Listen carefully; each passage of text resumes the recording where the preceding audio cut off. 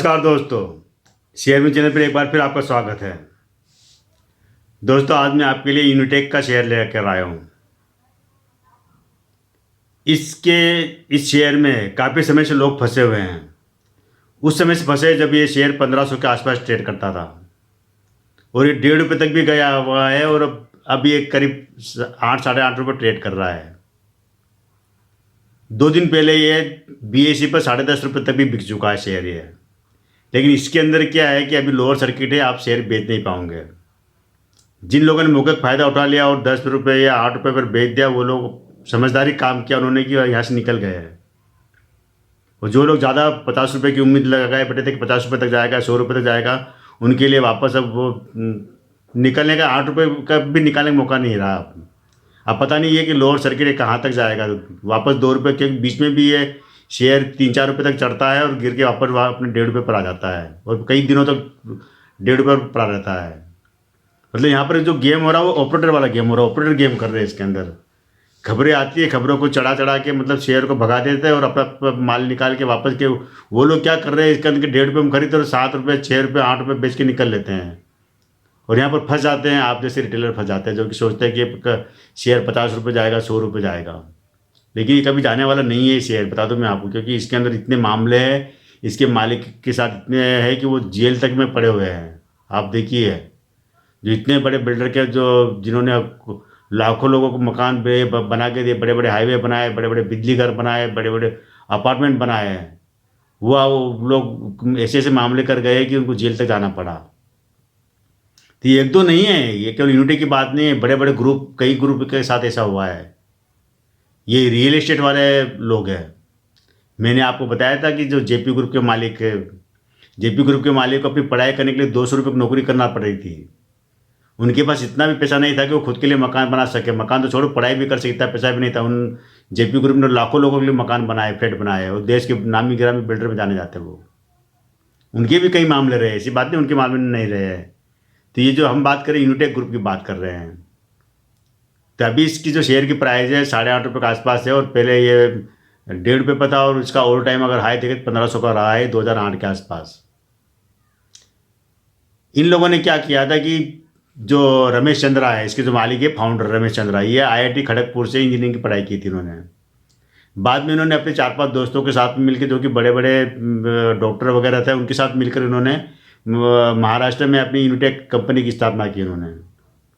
और बाद में इन्होंने जो चेन्नई, मुंबई, दिल्ली, गाज़ियाबाद, हरियाणा वगैरह कई जगह इन्होंने अपने प्रोजेक्ट लॉन्च किए हैं। ये दौर था 1986 के आसपास का। 1986 के बाद में हमारे देश में रियल एस्टेट में ज़बरदस्त बूम आता है। बूम इसलिए आता है कि 1986 के बाद में जब सरकार द्वारा, बैंकों द्वारा क्या कि ब्याज दरें कम कर दी गई और जो होम ब्याज दरें हैं वो कम होने से लोगों की खरीद की कैपेसिटी बढ़ गई और हर कोई अपना मकान बनाने की इच्छा था। तो वहाँ पर क्या था कि इसका इन्होंने फ़ायदा उठाया और अपनी अपनी स्कीम लॉन्च करते गए हैं सारे बड़े बड़े ग्रुप। और मामूली से शुरुआत से बड़े देश के नामी गिरामी बिल्डर बन गए हैं। यूनिटेक का तो यहाँ तक है कि जो फोर्ब्स की जो पत्रिका आती है उसमें ये जो 2000 रियल एस्टेट के जो है दुनिया भर में, उसमें 32वें नंबर पर इनका आता था यूनिटेक का। आप देख लीजिए, इन्होंने बड़े बड़े काम करे, बड़े बड़े हाईवे से लेकर कई निर्माण कार्य जुड़े रहे हैं। लेकिन जितने बड़े काम के उतने बड़े इनके घोटाले, इतने बड़े इनके मामले निकल कर आए हैं और मामले ऐसे निकले कि इसके अंदर लाखों लोग फंस गए हैं। आप सोचिए, जरा कल्पना करिए कि 30,000 होम बायर जो अभी कोर्ट केस लड़ रहे हैं, उनको ना तो पैसा मिला, ना उनको ज़मीन मिली, ना उनको फ्लैट मिला। 30,000 है। इससे ज़्यादा जेपी ग्रुप के भी है। कोर्ट में केसों का अंबार लगा हुआ है। जो होम बायर थे, इन लोगों ने अब यूनिटी बना ली, यूनिटी बना के केस लड़ रहे हैं और 10-10 सालों के केस लड़ते हुए हैं। इसमें वो लोग हैं जिन्होंने फ्लैट बुक करा रखा था, वो भी लोग हैं जिन्होंने ज़मीन इनको दे रखी थी, अपनी ज़मीनें जो इन्वेंचर में, वो लोग भी है। न उनको ज़मीन नहीं मिल पा रहे, न कुछ नहीं। आप ये सारा जो चीज़ें सरकार ने अटैच कर रखी है और इनके जितने भी बैंक खाते, सारे बैंक खाते सरकार द्वारा फ्रीज किए हुए, तो कोई लेन देन नहीं कर सकते। ये जेल में पड़े हुए हैं इनके जो रमेश चंद्रा और इनके बेटे अजय चंद्रा और संजय चंद्रा। संजय चंद्रा के नाम पे एक और मामला जुड़ा था, जो 2G स्पेक्ट्रम वाला। 2G स्पेक्ट्रम में बताते कि इनके पास दूरसंचार का कोई अनुभव नहीं था, फिर भी इन्होंने स्पेक्ट्रम खरीदा, बोली लगाए खरीदा। और ये तो माना जाता है कि उन्होंने रिश्वत दी थी, तो वहाँ पर ED ने कार्रवाई करी थी, उनको जेल तक जाना गए थे। तो जिन लोगों ने इसके जो स्कीम में पैसा लगा रखा था, मकानों में पैसा लगा रखा था, उन लोगों ने जब इसी खबरें आती है तो वो लोग क्या कि इनके ऊपर हमले करते हैं, इनके कार्यालयों पर हमले करते हैं, जहाँ जाते हैं वहाँ पीछे पड़ जाते हैं। तो इस कारण क्या कि इन्होंने खुद नहीं सरेंडर कर दिया अपने आप को, और जेल में कई सालों से जेल में है ये पूरे इनके मालिक वगैरह सब कुछ। हुआ क्या था कि 86 के बाद में क्या कि एक जो बूम आया था रियल एस्टेट में, उसमें इन्होंने जो काफ़ी जो पैसा बाहर से आया था, दुबई से पैसा आने किसी की मिलते जो कि 2 नंबर का पैसा या आतंकी पैसा कह सकते हैं, वहाँ से पैसा काफ़ी इन्वेस्टमेंट हुआ इसी स्कीमों में। ये लोग स्कीम लाते थे कि किसी भी ज़मीन जो लैंड बैंकर होते थे जो उनकी ज़मीन लेते थे उनसे जॉइंट वेंचर में काम करते थे, और ज़मीन उनकी होती थी, प्रोजेक्ट ये लगाते थे वहाँ पर, तारबंदी करके बोर्ड लगाते थे, बड़े बड़े होर्डिंग लगाते थे, बोर्ड लगाते थे जिसके अंदर बड़ी बड़ी बिल्डिंगों के सपने दिखाते थे लोगों को, और उसी के नाम पर ये प्री लॉन्च बुकिंग करते हैं। 10%, 20%, 40% पैसा लेके बुकिंग करते हैं कि आपको 3 साल में, 2 साल में, 5 साल में मकान बना के दे देंगे। अब ये करते क्या, इनकी चालबाजी देखिए, चालबाजी ये होती है कि लोगों से पैसा लिया बुकिंग के नाम पर, एक जगह अगर 1000 फ्लैट का बोर्ड लगा दिए, प्रोजेक्ट लगा दिए, लोगों से पैसा ले लिया बुकिंग के नाम पर, उस पैसे से उस प्रोजेक्ट को तैयार करने बजाय क्या दूसरी जगह ज़मीन खरीद लेते, दूसरी को इन्वेस्ट कर देते उस पैसे को, कुछ पैसा ये शेयर मार्केट में लगा देते हैं। वहाँ भी ऐसे करते हैं, दूसरी जगह भी ज़मीन खरीदते, वहाँ भी बोर्ड टांग देते हैं, तारबंदी करके बोर्ड लगाते, वहाँ भी इन्वेस्टर्स पैसा ले लेते कि जो होम बायर खरीदार थे उनसे, उस पैसे को कहीं और लगा देते। मतलब ये कि पैसे से खेल रहे थे ये। और जो लोग मकान खरीदने के सपने देख रहे थे अपने मकान को, उनको न मकान मिल पा रहा था, न उनको पैसा वापस मिल पा रहा था। इसी चक्कर में कई लोगों ने क्या कि कोर्ट शरण ली, इनके ऊपर थाने में रिपोर्ट दर्ज करी, और ये सब बिखरे हुए थे, जितने होम बायर सब बिखरे पे, हर जगह उनके केस दर्ज हो रहे थे। गुड़गांव में केस दर्ज हो रहे थे, मुंबई में हो रहे थे, दिल्ली में हो रहे थे, हरियाणा में हो रहे थे, गाजियाबाद में, हर थानों में केस दर्ज हो रहे थे।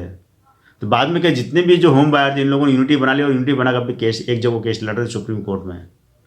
तो धीरे धीरे इसमें क्या होता है कि सुप्रीम कोर्ट से कभी कभी बीच में कोई डिसीजन आता है, कोई खबर आती है।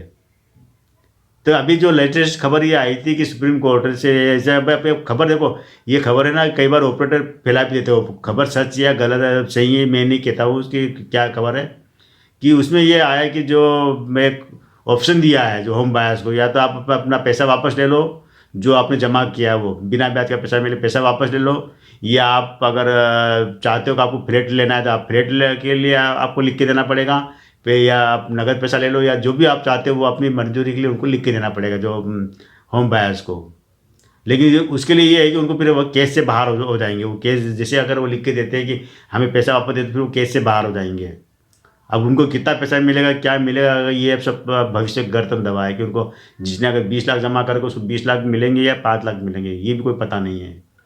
जो लोग मकान में पैसा नहीं चाहते और जो लोग चाहते हैं कि हमें मकान मिल जाए, वो लिख के देंगे हमें फ्लैट चाहिए, तो ये भी नहीं पता कि उनको फ्लैट कितने साल में मिलेगा, कब मिलेगा, ये अभी कोई डिसीजन नहीं। क्योंकि इनके काफ़ी जो सारी ज़मीन पर जो है सरकार ने अटैच कर रखी है, वहाँ पर केवल तारबंदी है, कोई एक ईंट तक नहीं लगी हुई है। और काफ़ी ज़्यादा प्रोजेक्ट ऐसे हो चुके हैं कि जिसके अंदर मतलब 50% काम हो चुका, 40% काम हो चुका, जो कि वर्षों से खड़े हैं, वो भी अब खंडर की स्थिति में आ चुके हैं, क्योंकि उनका जो कंस्ट्रक्शन इतने साल से बारिश में खुले में, तो वो भी अब रहने लायक नहीं रहा। तो वो उसमें मिलेगा क्या मिलेगा, एनबीसीसी के पास कुछ इनके प्रोजेक्ट है कि वो कंप्लीट करके देंगे, कंप्लीट कब करेंगे, कब पैसा आएगा, ये अभी कोई पता नहीं है कि कब तक। 10-12 साल से लोग इनका केस लड़ रहे हैं, तो उनको कब मिलेगा क्या नहीं मिलेगा ये सब पता नहीं है। इनके मालिक सब जेल में पड़े हुए हैं, और ये जो शेयर जो चढ़ाया जा रहा है, ये मेरे ख्याल से जहाँ तक मुझे लगता है कि ऑपरेटर गेम हो रहा है। इसके अंदर ऑपरेटर ऐसी खबरों को बार बार अखबार में, मीडिया में लाकर इस शेयर को भगा रहे हैं। तो यहाँ पर आपको हो सकता है कि आपको फंसाने के लिए या हो रहा है, क्या हो रहा है, कुछ भी आप इसमें इन्वेस्टमेंट न करें, ज़्यादा अच्छा रहेगा। नया इन्वेस्टमेंट नहीं करना आपको कि लो सर्किट में शेयर खरीद लो, आपको निकलने के मौके तलाशना है इस शेयर में। ये मैं आपको बोल दूँ था कि आपको जब भी निकलने का मौका मिले, अभी जब भी ये 10.5 रुपये तक गया था BSE पर, तो कई लोगों ने शायद निकल गए होंगे, जो समझदारों को निकल गए होंगे। तो आप लोगों को भी इसके ऊपर नज़र रखना, अगर आपके पास शेयर रखे हैं तो आप इसके ऊपर बराबर नज़र रखिए। बीच में 1-2 बार और शायद ये अपर सर्किट पकड़ेगा, हो सकता है अगले हफ्ते पकड़ेगा, कब पकड़ेगा। तो जब भी अपर सर्किट में आता है तो आपको निकलना ही है। मेरे तरफ से कोई फोर्स नहीं है, आप चाहे वापस आप इसमें एंट्री करता वापस इसमें ले लो, या आपके पास रख के बेच दो, ये सब आपकी मर्जी। मैं तो केवल आपको गाइड कर रहा हूँ कि ये ऐसी जो रियल इस्टेट की ऐसी कंपनियाँ 1-2 केवल यूनिटेक नहीं है, कई सारी कंपनियाँ हैं जिन लोगों ने इसी तरह से लोगों को बेवकूफ़ बनाया हुआ है, और ईडी में इसमें जांच चल रही है, दुनिया भर के मामले हैं। सबका हम जिक्र नहीं कर रहे, हम केवल यूनिटेक की बात कर रहे हैं। यहाँ पर यूनिटेक के शेयर में अभी कोई फाइनेंशियल डेटा अभी कोई खास है नहीं, कोई काम ही नहीं हो रहा, तो वहाँ पर क्या बताए, फाइनेंशियल डेटा भी क्या बताए, इसके अंदर बताने लायक भी नहीं है। कोई काम ही नहीं हो रहा, कोई प्रोडक्शन नहीं हो रहा, कोई निर्माण हो, कोई पैसा नहीं आ रहा, कुछ हो ही नहीं रहा है। तो अभी तो कोर्ट केस का मामला चल रहे हैं, जेल में पड़े हुए हैं। तो आज केवल इतना है दोस्तों, कल फिर मिलता है मैं एक नई जानकारी के साथ, एक नए वीडियो के साथ में। और तब तक मेरे इस चैनल पे बने रहिए, मेरे इस चैनल को सब्सक्राइब कीजिए, शेयर कीजिए, अपने दोस्तों को बताइए। और आपके परिवार में अगर किसी ने इसके यूनिटेक में अगर पैसा लगा रखा हो, वो बिल्डर वगैरह इसमें, तो आप उनसे भी मतलब एक सतर्क करो कि जब भी अगर पैसा कोई कोर्ट डिसीजन आता है, तो अगर वो पैसा लेने का ऑप्शन चुनते हैं तो ज़्यादा अच्छा रहेगा बजाय कि फ्लेट के। थैंक यू दोस्तों।